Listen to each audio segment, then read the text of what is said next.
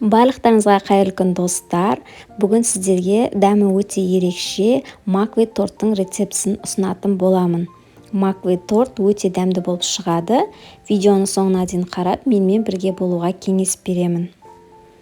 Торт менің клиентімнің көңілінен 100% шықты деп айта аламын. Оны видео соңында көретін боласыздар. Бізге қажет ингредиенттер: бисквитін дайындау үшін жұмыртқа, ұн, мак, сұйық май, қопсытқыш немесе разрыхитель, қант және сүт қажет. Мен барлығының граммын видеоның астына белгілеймін, сол жерден қарасаңыздар болады.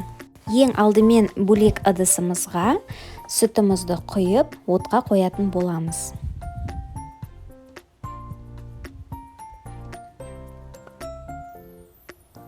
Одан кейін сүтіміздің үстіне макты қосып, бір қайнатып аламыз.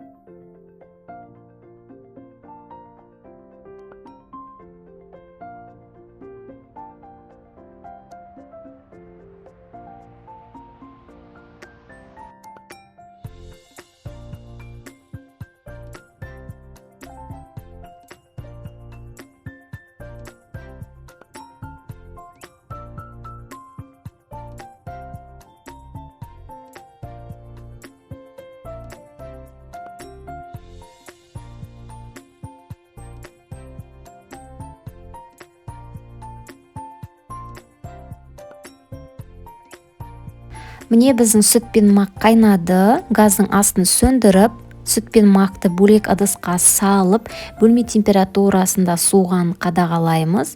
Осы аралықта мен кули дайындаймын. Кули дайындау үшін бізге замороженный клубника немесе замороженный малина қажет. Менің жағдайымда замороженный клубника 200 грамм, оның үстіне 200 грамм секер қосып, отқа қойып қайнатамыз. Көп қайнатпаймыз, себебі біздің клубника немесе малина қарайып кетеді. Сол себепті бір қайнатамыз, одан кейін газдың астын сөндіреміз.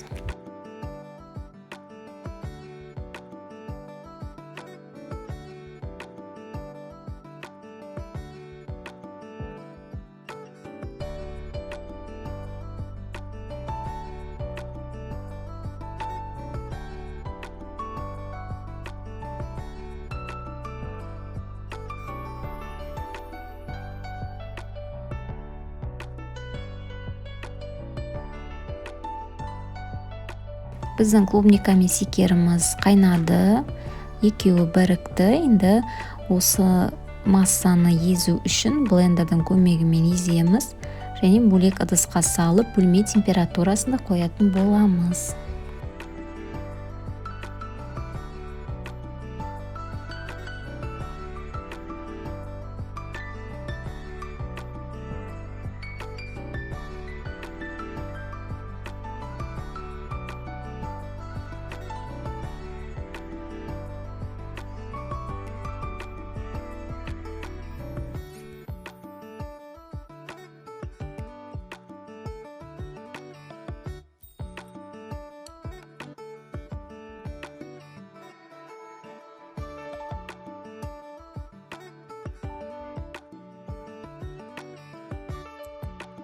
Келесі біз маквей торттың бисквитін дайындайтын боламыз.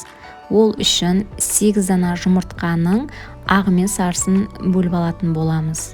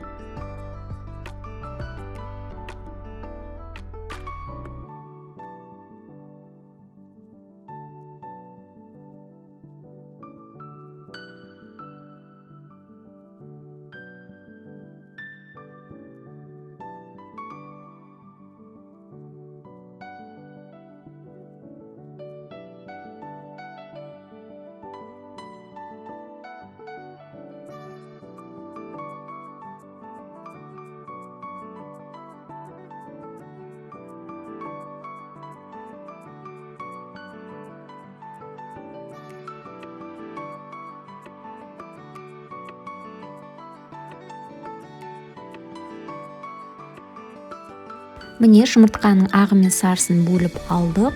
Енді жұмыртқаның ағын жай жылдамдықтан бастап миксерлейміз.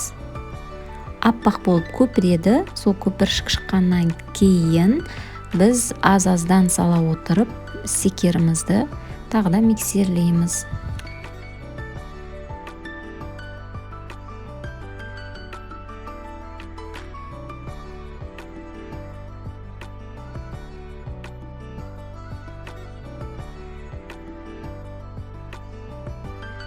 Келесі жұмыртқаның сарысына сұйық майымызды, манағы магымызды қосып, блендердің көмегімен бір араластырып аламыз.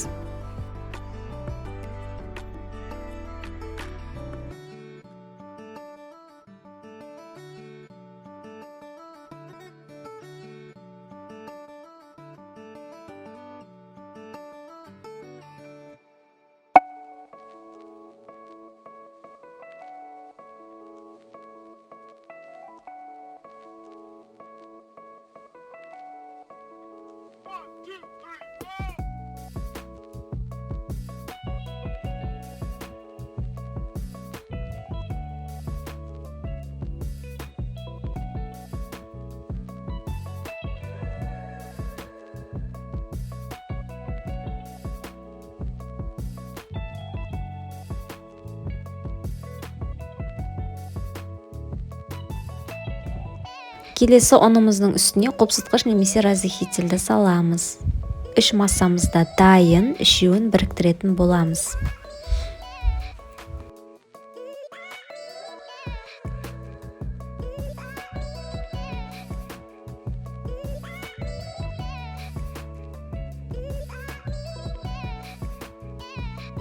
Міне біздің жұмыртқамыздың ағы үлпілдек аппақ масса шықты.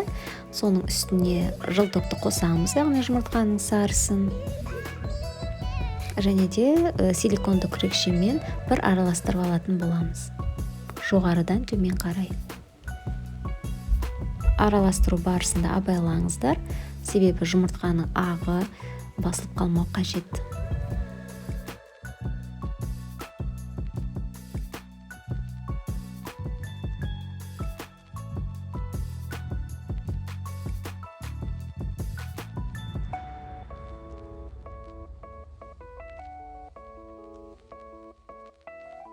Келесі ұнымызды саламыз. Ұнды салғанда міндетті түрде 2-3 бөліп саламыз. Бәрін бірдей салмаймыз, себебі біздің масса басылып қалады. Сол себептен жай-жайдан 2-3 бөліп отырып, салып араластыратын боламыз жоғарыдан төмен қарай.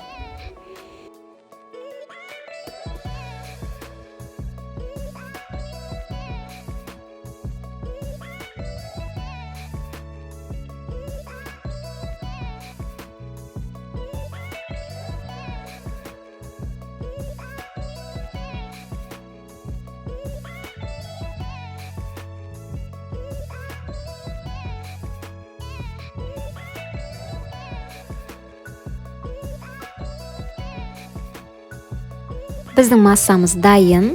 Енді осы массаны 2 формаға бөліп салатын боламыз. Менде диаметр 22. Қызып тұрған пешке 180 градуста 22-25 минут пісіретін боламыз.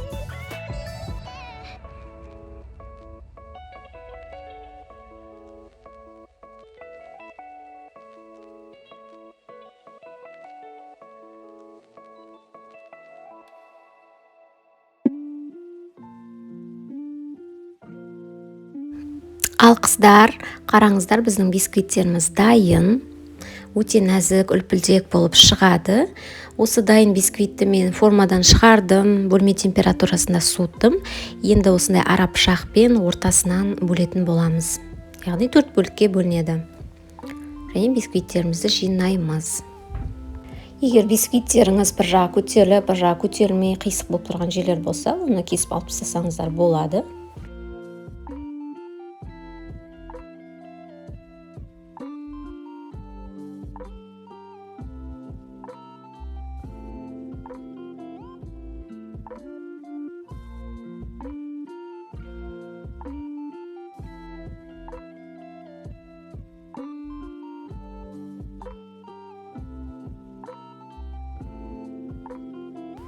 келесі кремін дайындаймыз. Ол үшін бізге креметті, 33%-тен жоғары сливки және қант ұнтағы қажет. Сахарный пудра. Мен барлығын грамда бөлшеп алдым. Ең бірінші осы сливкидің жартысын құямыз, барлығын құймаймыз. Оның үстіне креметтіні, сахарный пудраны салып, взбивать ететін боламыз.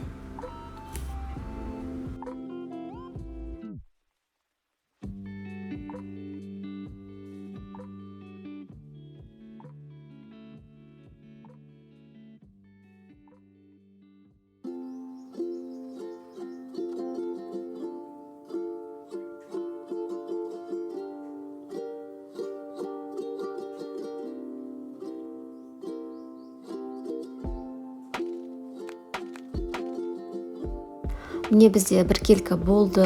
Манағы сливкиміздің қалғанын құйып, тағы да жақсылап миксерлейтін боламыз. Миксерлеп жатқанда міндетті түрде қадағалаңыздар, себебі сливкиміз іріп кетуі мүмкін, майы шығып кетеді. Сол себептен біркелкі плотный масса шыққанша қадағалаймыз. Міне біздің сливкиміз дайын, креміміз. Енді тортымызды жинайтын боламыз. Мен кремді кондитерлік қапшыққа салып жинаймын. Менде насадка қателеспесем 18М. Міндетті түрде силиконды күрекше қажет.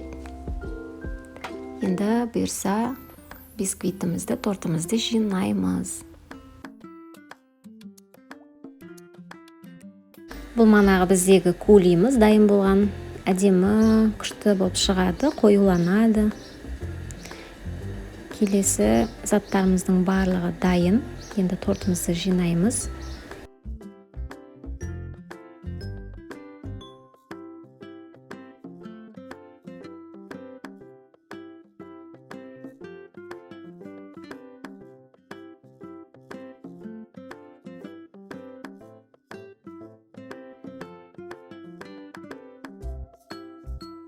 Подложкамыздың үстіне осылай аз мөлшерде крем жағып, одан кейін торттарымызды жинаймыз. Сонда біздің торттарымыз бір қалыпты қимылдамай тұратын болады. Бірінші бисквит, одан кейін крем. Жалпы тортымыз тегіс болып жиналу үшін міндетті түрде кольцоға жинаған жақсы. Енді мен оны видео соңында тортымыздың барлығын жинап болғаннан кейін сыртынан кигізетін боламын. Кремімізді жақтық, одан кейін текстеп аламыз.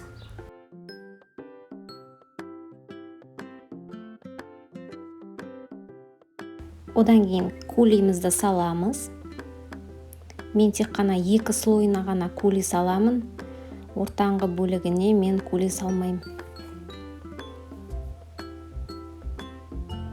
Енді кулиді салу өзіңіздің қалауыңызша. Біреулер көп жақсы көреді, біреу аз жақсы көреді. Енді мен тапсырысқа дайындап жатқаннан кейін клиентім сұрау бойынша кулиді көп салдым.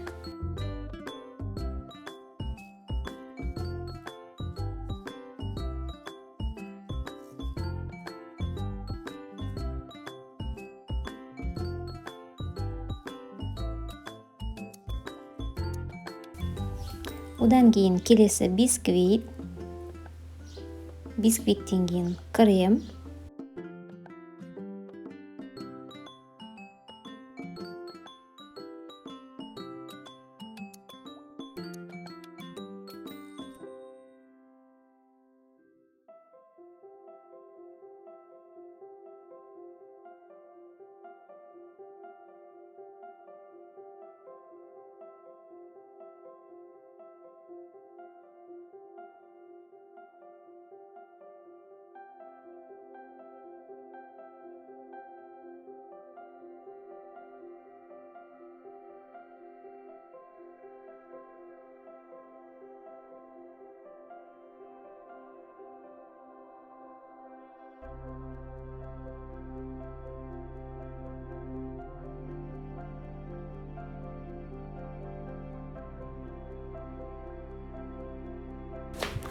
Кремімізді жағып болдық, тегістедік.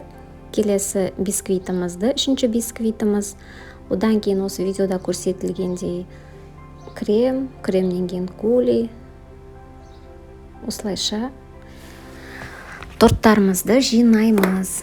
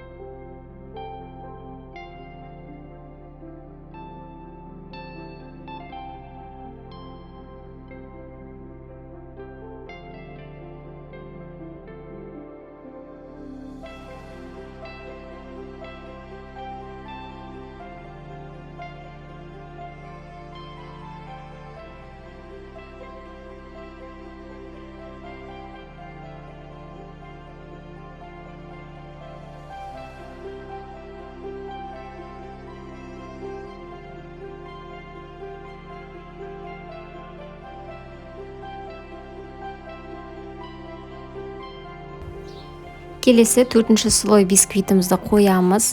Біздің тортымыз биік болып шығады осылай. Одан кейін ацетатный пленкамызды, оның сыртынан кольцомызды қойып, бір түнге холодильникке қоятын боламыз, мұздатқышқа. Ал біздің бисквиттеріміз мұздатқыштан шықты.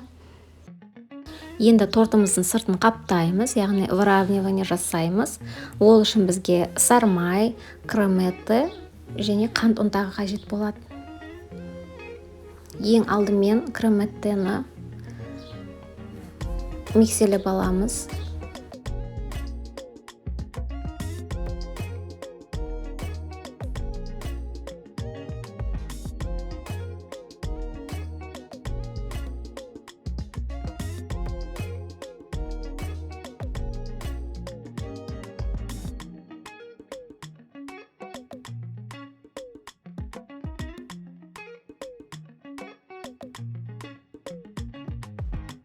Креметтені миксерлеп болдық.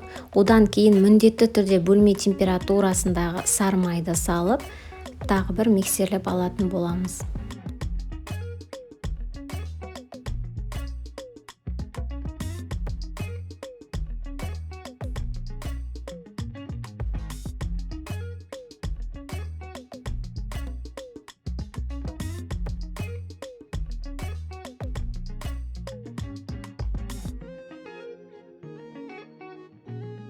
Біздің креміміз аппақ болу үшін диоксин титан қосам. Ол Жаңаөзен қаласында Астикор немесе Раяна кондитерский магазиндерде бар. Сол жерден алсаңыздар болады. Сонда біздің креміміз аппақ болып шығады.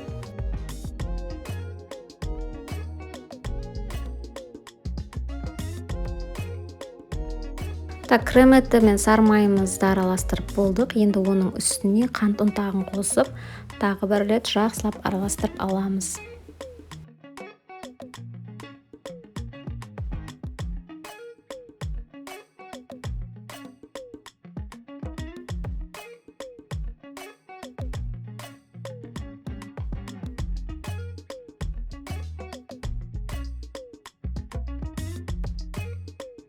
Біздің креміміз дайын.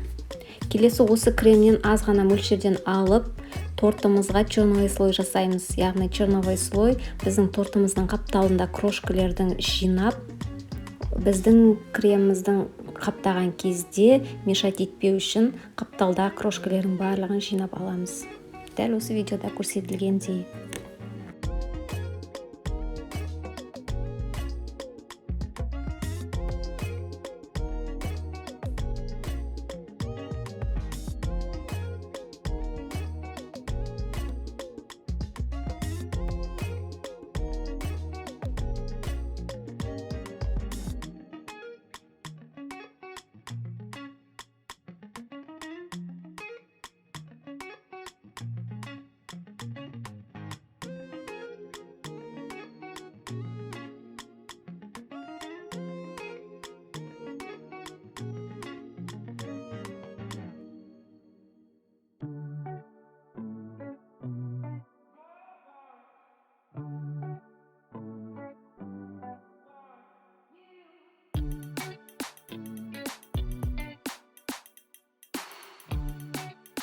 Тортымызға черновый слой жасап болдық. Енді қалған кремімізді кондитерский қапшыққа салып, тортымызды қаптайтын боламыз. Ең бірінші осылай жағып шығамыз ободок қылып.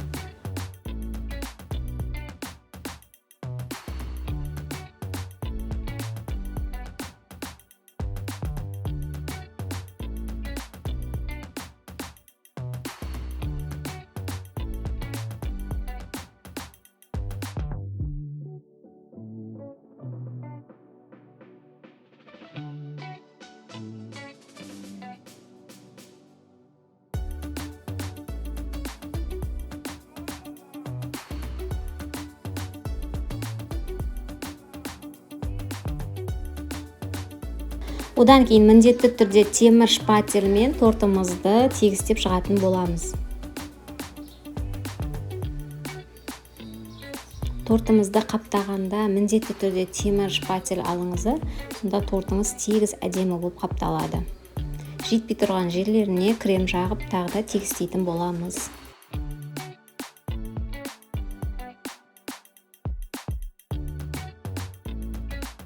Тортымызды қаптағанда біз шпательді қатты баспаймыз, тек қана крем жағылған жерлерге шпательді ұстап тұрамыз да айналдырамыз.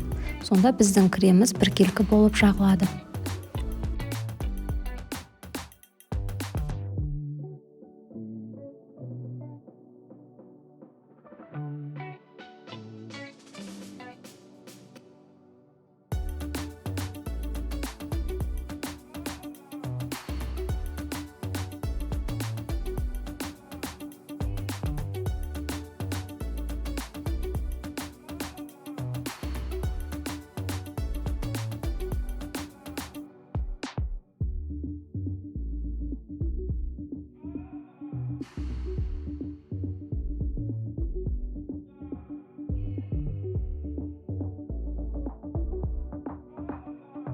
Менде аз мөлшерде крем қалды, сол кремді қара краскаға бояп, торттың астың жағына жағып, одан кейін темір шпательмен біркелкі қылып қаптап шықтым.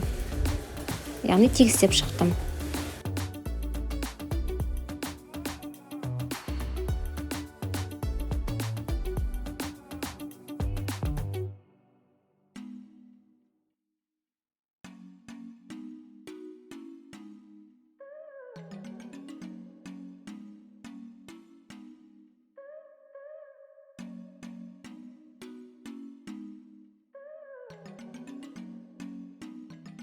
Тортымыздың бетіне мен осындай сурет қойдым. Бұл сурет жеуге болады, пищевой, мастикадан жасалған.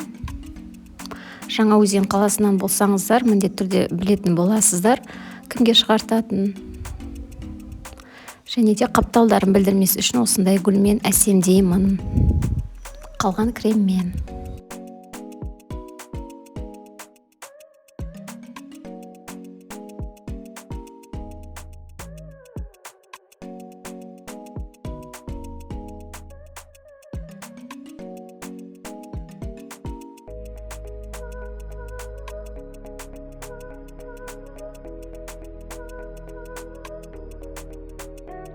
Тортымыз дайын, клиентімізге жібердім тортымды. Barış. Açtım kara. Oh, yes.